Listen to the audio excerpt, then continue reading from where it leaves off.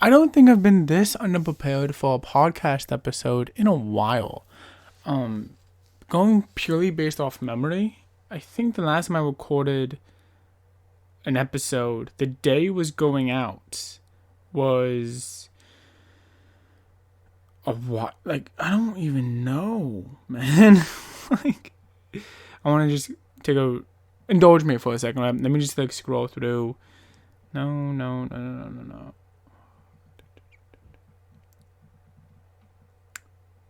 Yeah, no idea, actually. No idea when the last time I actually recorded the podcast episode, the day it was going out. So that's just, wild. But hi, my name is Insane Raven. If you guys are just now here following and you're still in like a minute in, you got some time on your hands, friend, and I'm thankful. Before we kind of get into Persona 4 Dancing All Night, I do want to talk about why I'm recording this episode the day of, and that is because I've been studying for my finals, for my final semester. It's midterm season coming up. Probably not for like 90% of you, but I have, 6-week courses, so with half the course out of the way, it's time for a midterm. So I've been studying for that and trying to have some semblance between work, schoolwork, work, podcast work, me. Just trying to balance it all out. And, God, I'm not doing all right. I'm not doing all right whatsoever. But I am enjoying it. I just haven't gotten the balance right. That's not me burning out and complaining about that. That's whatever. So that is why today's episode is coming out a little bit later in the day. I don't have a holiday excuse, so whatever. But yeah. Let's talk about Persona 4 Dancing All Night. And it's kind of fitting that this is an episode I'm recording the day it comes out, because I wasn't supposed to get Persona 4 Dancing All Night. I'm just going to call it P4 Dancing from here on out, because I think that's a bit easier to say off the tongue. But no, this was actually my 100th platinum. And this is why I didn't do like a big, 100th platinum episode for it. Because it's not that good of a story, to be honest. Originally, my plan was to go and get the platinum for Kingdom Hearts 2. If you longtime fans know, I'm a huge fan of the Kingdom Hearts franchise. And Kingdom Hearts 2 will be the last podcast episode of Insane Raven, of Tales of the Hunt. It will be the end. Don't worry. I'm gonna be around for a while. But when I do Kingdom Hearts 2, that will be the last platinum trophy I ever cover. It's the last thing I want to do. Very much as I started out doing, games that I loved, I want to end doing the game that really got me into this whole thing to begin with. But I hadn't quite realized that 40 platinums ago when I was going for the Persona 4 Dancing platinum trophy. So I was like, you know what, it's platinum 100. I never thought I'd make it here. Let's do Kingdom Hearts 2.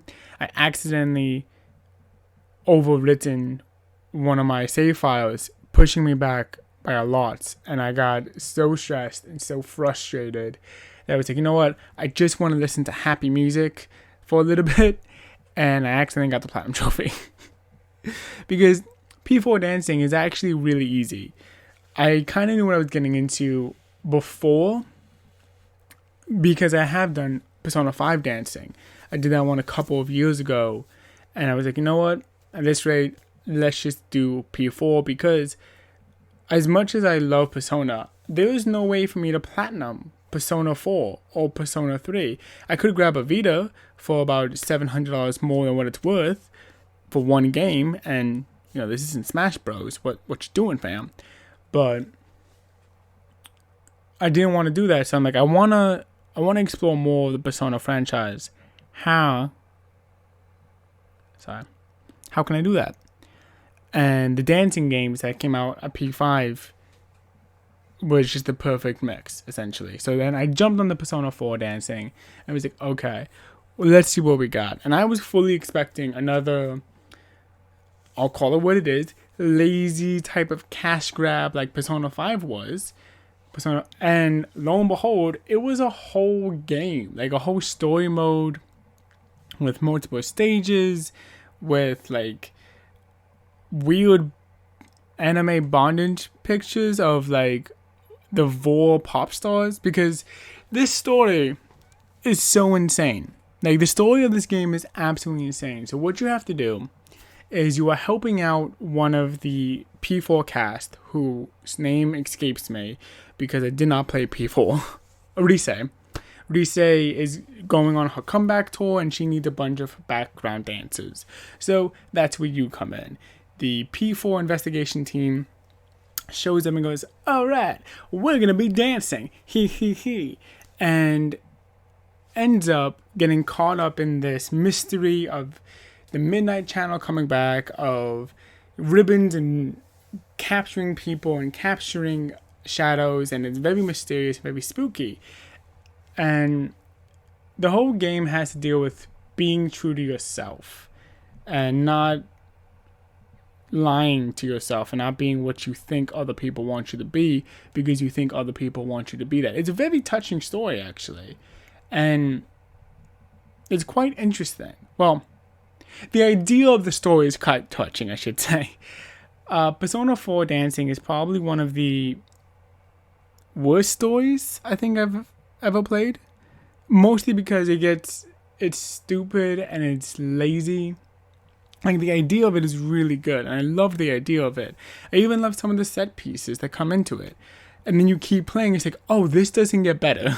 It's like, oh, okay. Like, you have characters like actively running off in the distance, because a lot of the cutscenes and a lot of the dialogue is done in a visual novel type thing, which I have nothing against visual novels. Hell, one of these days I'm gonna platinum Danganronpa and I'm gonna love it. I'm gonna sing the praises of it. But when you have that, and then you have this audio cue where characters are running off and they're off to save the person, and they end up in the same room, it's like, ooh, you guys gonna make another one? Just decided not to make another set? Okay. And there's no, like, doesn't feel like there's as many customization options, and a lot of what I liked in P5, because it's just like, hey, this is a cash grab. You know it, I know it, here. Cash grabbiness. They actually tried here in P4. They tried to do a whole story, but then just kind of felt lazy with it. And I got kind of tired of P4 Dancing pretty quickly on. I'm gonna be real. And it could genuinely be I don't have the same love for P4 because I played Persona 5. And, you know, I did all of that. So I was much more willing to go on this dumb cash grab adventure, this dumb side plot thing, because I loved the characters P5.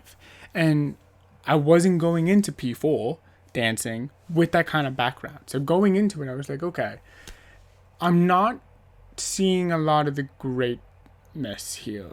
Like, I have played a little bit of Persona 4 Arena Ultimate Battle Max, whatever that thing is called, and I will one day do an episode on that. Probably not the remastered for PS5 or whatever console that's coming to, but maybe on PS3. Also, I will say I am doing the Persona 4 Dancing All Night on the PS4.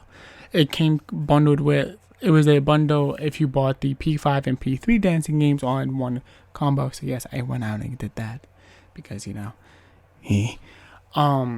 I think, actually no, these games were on sale and I got them for like $5 each. Like, super cheap. Barely a blow to my wallet. But yeah, maybe that's why I'm a bit more harsh in this game than I was with P5. And I hope not, because I do still have P3. And I am going to do one on that, even though I have a feeling it's going to be even more derivative than P4 was. But I don't know. I'm word vomiting, because usually I have a bit more of a plan as I record these. But today, no plan. I have a midterm coming up, and I'm stressing out about that, so I'm just talking. I'm filling the silence with my words. But how about I fill the silence with words about trophies. It's why you're here. It's 10 minutes in, and you're not really here to listen to me review a game. You're here to listen to me talk about the Platinum Trophy and the trophies that you're going to have to go through if you want the P4 Dancing All Night on PS4 Platinum Trophy. This is Tale to the Hunt. Man, that's the latest intro I think I've ever done. So the first trophy, once you boot up the adventure mode, is going to be called, well, again, if you have some background in the game and if you've actually done one of these games before, following very much in the same rhythm action adventure game that P5 was, P4 Dancing has a honestly kind of weird system of 3 buttons on each side with joystick flipping and a whole bunch of other stuff going on. So if you're used to that thing from P5 and even P3, then What's a Miss, Clear the Track with No Misses, is going to be your first trophy you're going to get, like it was for me. A nice silver with 70% of people getting it. So, maybe it's not all that common, even though it is. The festival begins, lays out the beginning of the story, tells you all about how things are going to go, and how things continue. Working together, it triggered a bond fever, at least once. This is pretty much the characters interacting mid-dance and expressing their true feelings on each other. Really, it's a good time, and it's one of the most dynamic parts of this game, in the actual gameplay parts. Closing night, rescue Tamami Usuji. I'm gonna fuck up all of these names, and I am sorry in advance. I'm going to Japan later this year, and I am terrified of my pronunciation of names. I just want everyone to know that going into it. A Night to Remember, rescued Tomo Sayama. Again, these are two of the campaign trophies. These are trophies that you're gonna have to do as you're going through to defeat the great evil that's going on, the Ribbon Ladies, as it is.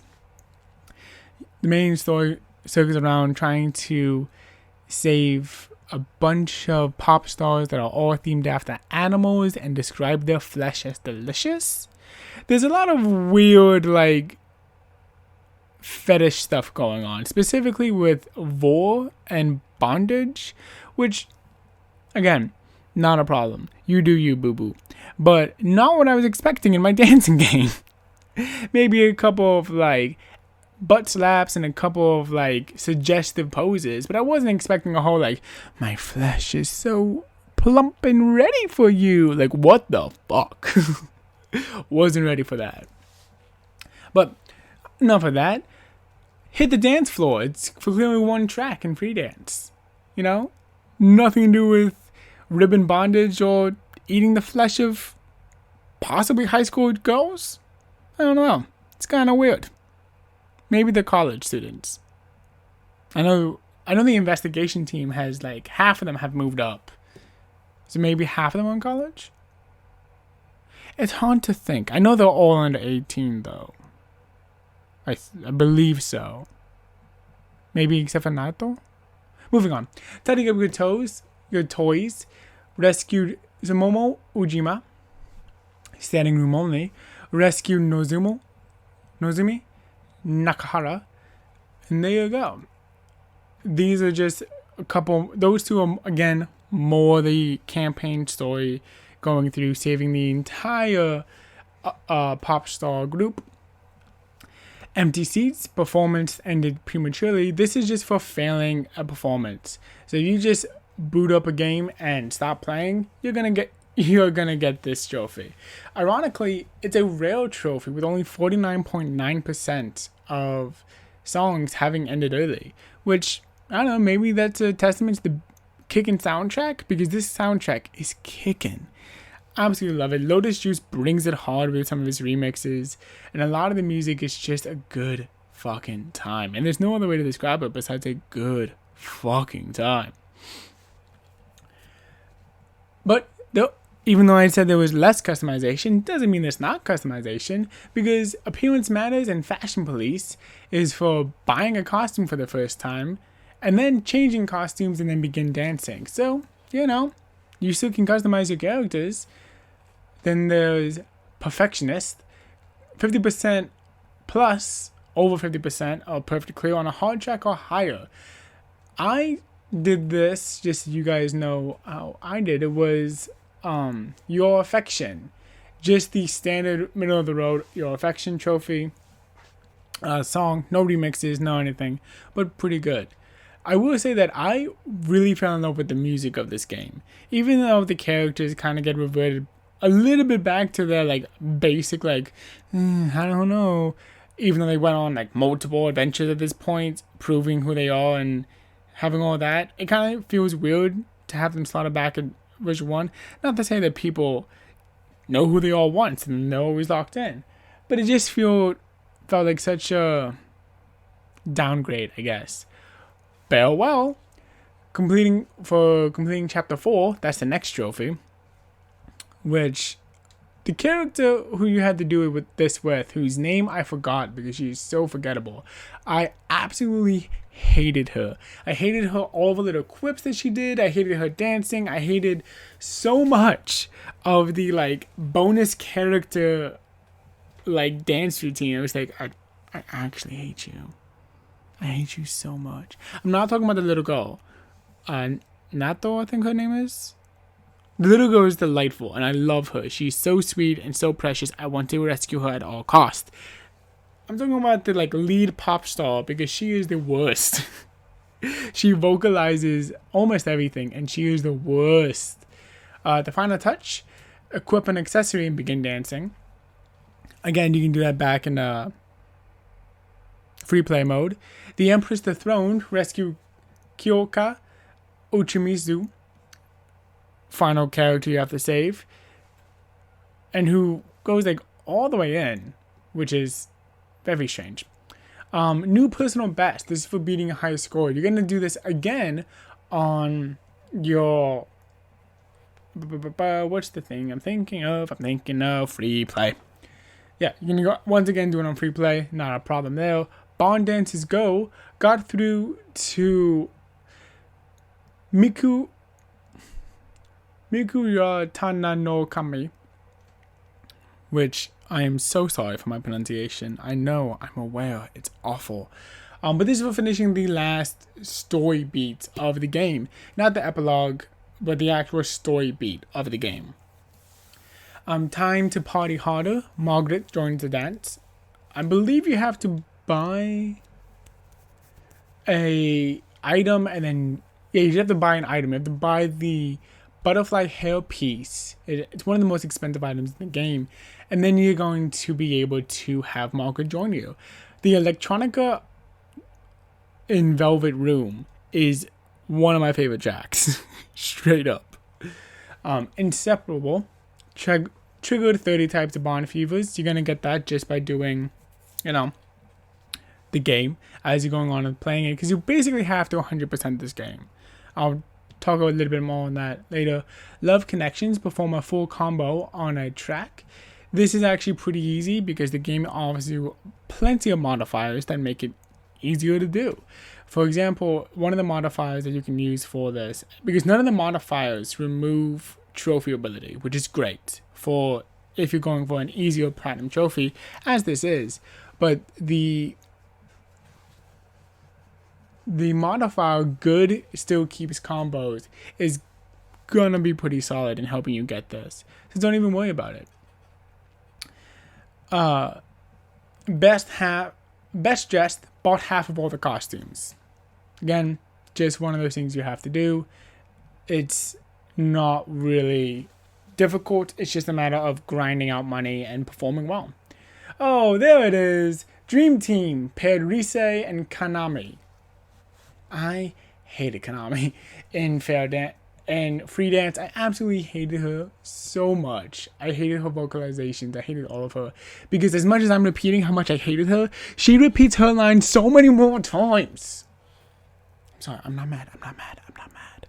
Born Entertainer.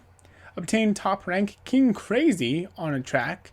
For doing this, you're going to have to get pretty much all perfects with modifiers to double your score to add and make it more difficult. I ended up finding a couple modifiers to be barely inconsequential, but they still added to my score.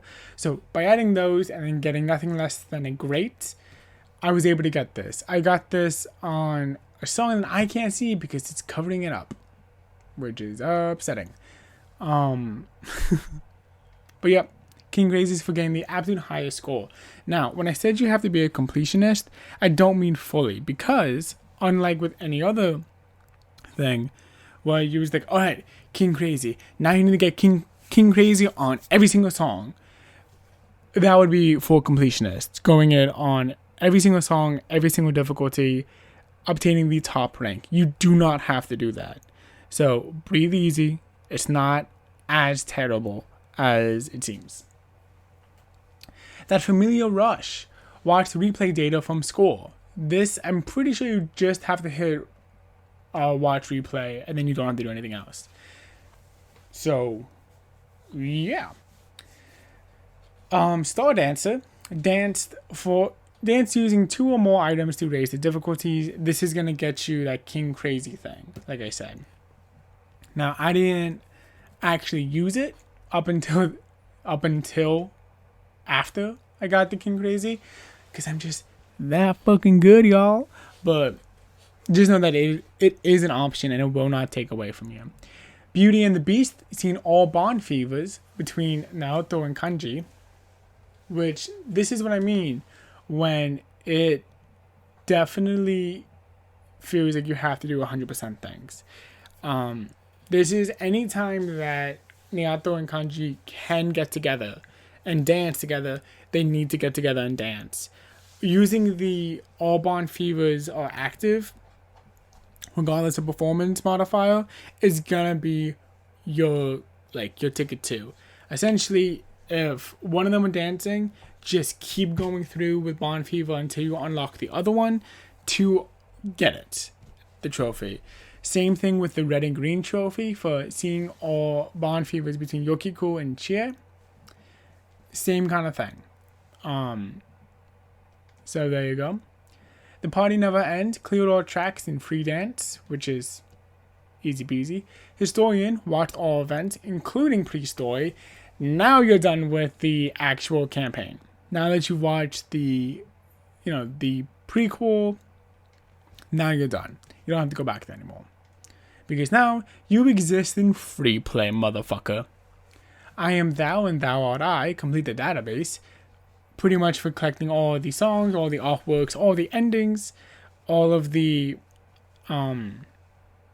character things, that kind of stuff. You do have to click through then just to get the trophy, because it will not pop as soon as you complete the database. You actually have to see a completed database, which frustrating, I know.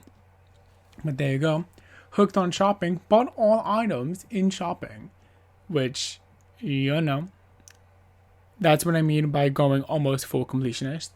Regular customer use a total of 500,000 P in shopping. So yeah, that's a thing that sucks. Next trophy is to Greater Heights. This is for unlocking the highest difficulty all night. I'm pretty sure I did this by clearing every other song on the list and every other difficulty, I believe. I'm not sure if that's accurate, because this was 2 years ago, so I'm a little bit sketchy. Nanako Forever triggered all dances / bond fevers with Nanako. Love Nanako. Nanako is brilliant, and I'm sorry if I'm mispronouncing her name. Please don't kill me in the comments. Senpai, you're so cool. This is for seeing all bond fevers between you and Rise. The Juniors Special, this is for seeing all bonds between Yusuke and Teddy. Lapidary, this is for obtaining all the accessories, which just means buying all of them. Earning your money and buying all of them. Costume Coordinator, clear the track with each character in a change of clothes. I'm pretty sure that, yeah. So what you need to do is you need to go through and clear a different track with every character in a different clothing. Doing the last song and then just being like, oh hey, I changed all the outfits, this counts. No. Each character has to be the main character with a different pair of clothing. It tricked me up for a while, but now you know. And then, of course, buying all the costumes is going to get you the Closet Full of Dreams trophy, which, again, no almost completionist stuff, but no big deal. I did do a lot of the jazz funk song, the jazz funk remix song for Niato, because I loved that song so much. It immediately went on my Apple playlist. I forgot the word for playlist for a long time just because of how much I loved it. But then buying all those costumes ended up getting me the Dancing All Night trophy, the Platinum trophy, which is still sitting at a 16.8% of a trophy. Again, this is a game that a lot of it, there are no real tips and tricks to the game. It's just play the game a lot, which is great. I love those kinds of games, especially when the game is really fun and the music is really good. I love that type of thing. I'm also really happy that I'm doing a podcast episode on it, because if I had to do an actual video on this game, I would not be able to talk about this. So I'm thankful for that as well. Unfortunately, with most of the trophies just come down to play game a lot, use the modifiers the best, enhance your abilities well, and platinum game by purchasing everything, essentially. There really isn't a lot for me to talk about in the scope of tips and tricks. So I'm sorry this episode is a bit short when it comes to the tips and tricks part, and that I spent literally half of our time just justifying things. But it's Platinum 100, episode 105, I think, because I can't count. And we're having a good time. We're having a chill time. Just kind of enjoying each other's company today. But I am going to call it an episode there. So thank you guys for listening. My name has been Insane Raven. I will see you guys in our next episode. Episode 105 will be next episode. Not 104 like this episode was. Okay, bye.